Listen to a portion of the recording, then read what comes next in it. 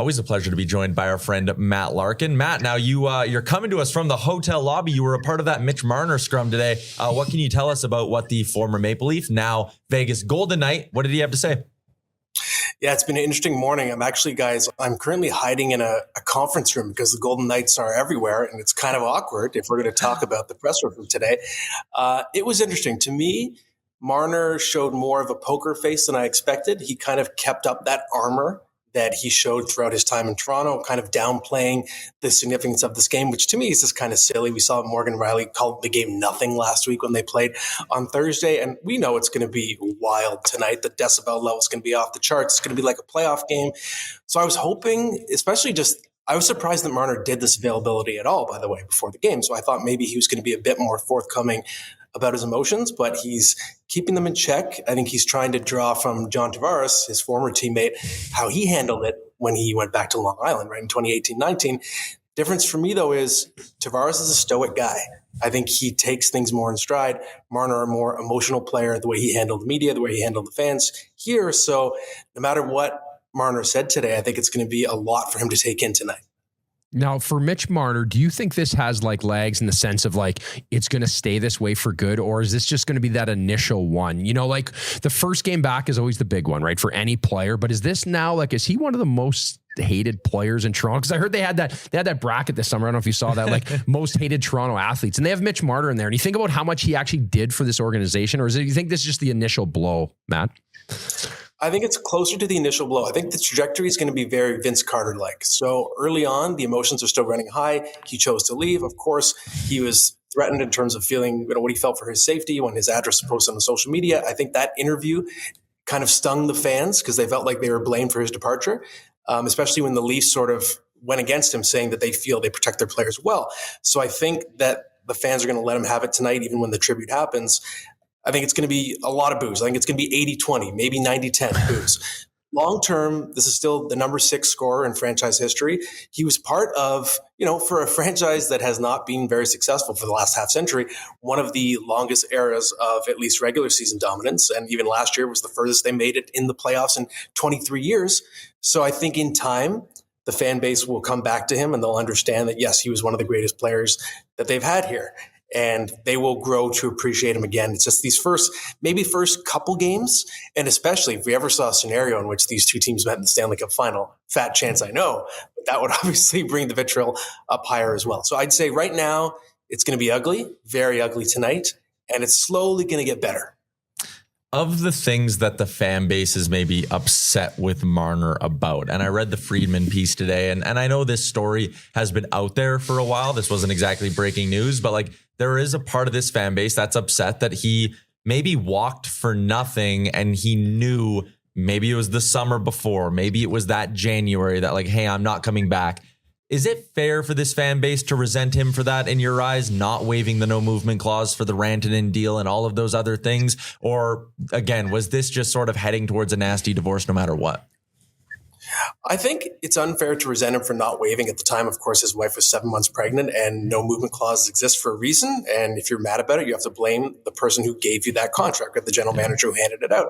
I think where the unrest is a bit more warranted is when we hear these conflicting stories suggesting that maybe his mind was made up, that his family was already looking at real estate in Las Vegas several months before last season ended.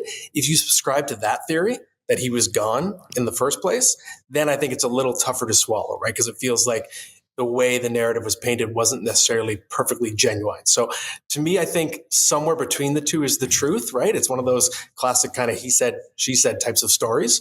But I think if you're looking at the waiving of the no move, I think that's not fair, because every player has the right. If they sign that contract, they can do what they want with their life. They can play where they want until the contract is up.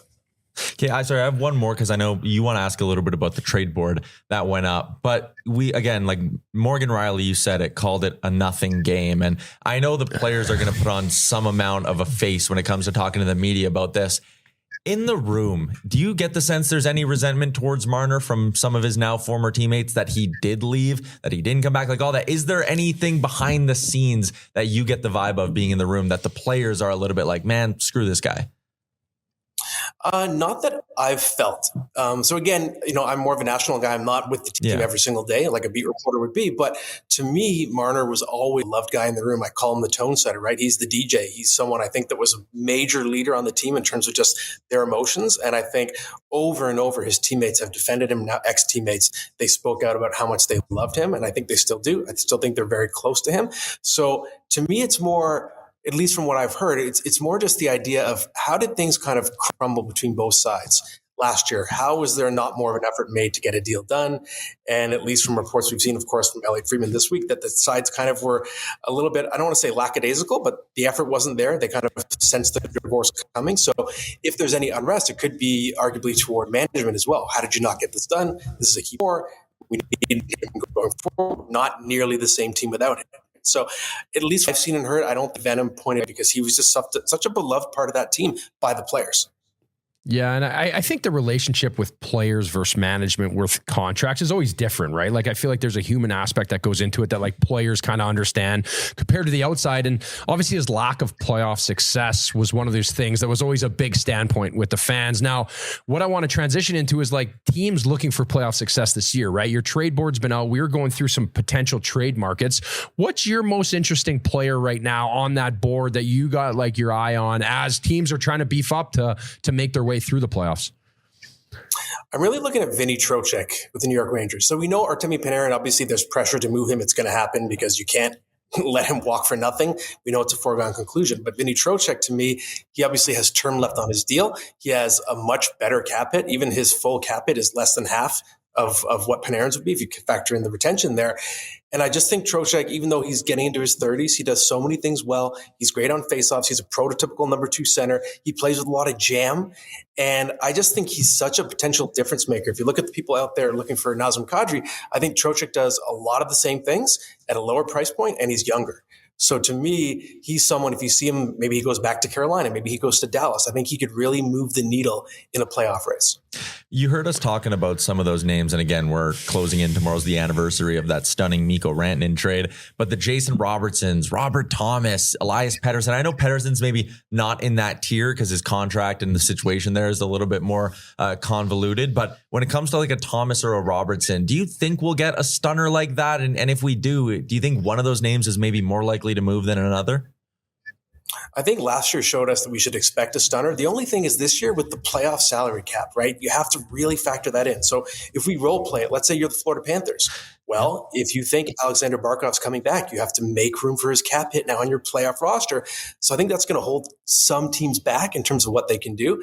Also, no double retention, right? Double salary retention on a trade. So you can either have one team retaining 50 or one third-party broker retain 50. You can't have two teams retaining as well. So we have to, I think, factor in that it's going to be a little harder to make the big blockbuster trade. At the same time, there's a couple Cowboys out there. Eric Tulsky, I think, has really established himself that way. Jarmo Kekalainen, historically, has been a major player. Even if his team's on the bubble, he makes bold moves at the deadline. He did with Columbus. So I think we're going to see something. If we're looking at big names that I'm watching closely, I think Elias Pettersson, just because Vancouver seems to me to be the most active team wanting to blow it up and really just accelerate their rebuild. If you're willing to trade Quinn Hughes, you're willing to trade anybody. Obviously, $11.6 million, it's a big, chunky cap hit to move, but a team that I'd be looking at for Pettersson, I think we should not sleep on the Chicago Blackhawks. Maybe that is a summer move, but he's someone that I had heard from a little bird a while back that that's a team that maybe he had a little bit of interest in terms of the market, and I think that's a great way to insulate Connor Bedard.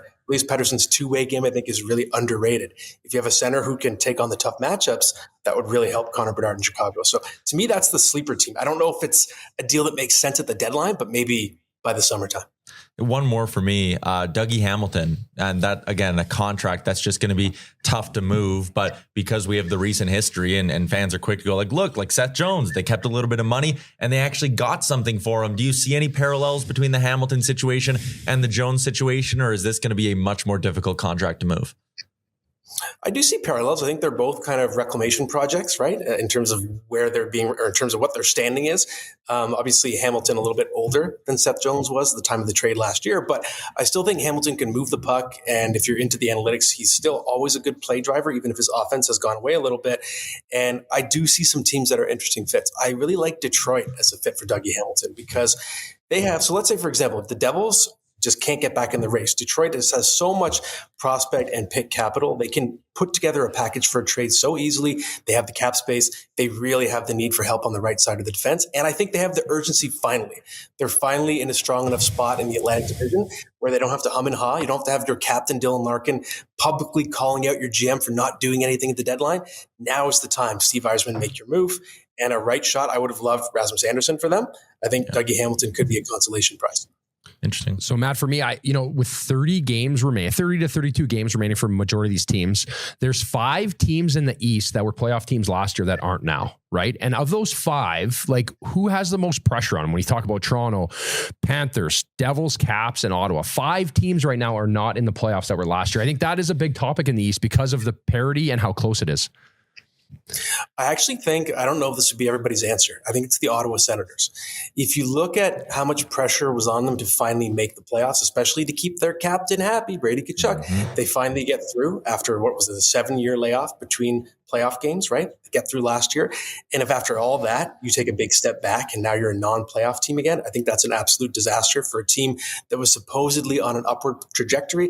They're still a very good defensive team. The way they play under Travis Green, they have not got the goaltending. I think their offense has been a little bit underwhelming. But again, we saw that on paper. They did not add enough scoring. They were a team that didn't finish well, and they didn't go get finishing in the offseason. I never really understood that. But to me, that's a team, I think, that is under sneaky pressure. It's still a Canadian market. And to just go backwards when you're supposedly coming out of the darkness, I think it's a really tough pill for the fan base to swallow. It's a really tough pill for Brady Tkachuk to swallow. And I think if Ottawa misses the playoffs, the speculation is going to go crazy about Brady Tkachuk's future. Matt, I know it's been a busy morning for you, so really appreciate you finding the time and space to talk with us today. Enjoy the game tonight, and we'll talk soon. Thanks, boys. I'm literally sitting on the floor in a conference room. So sometimes you just got to do whatever works, guerrilla warfare, baby. Thanks, Matt. Okay, bye. Hey, hockey fans, if you enjoyed that video, then make sure you hit the subscribe button right here on the Daily Faceoff YouTube. We have you covered for everything you need. Exclusive interviews on The Sheet with Jeff Merrick, all the latest hockey news on Daily Faceoff Live, and you can always get your morning started with Johnny Lazarus and Colby Cohn on Morning Cup of Hockey. Don't miss a minute. Hit that subscribe button.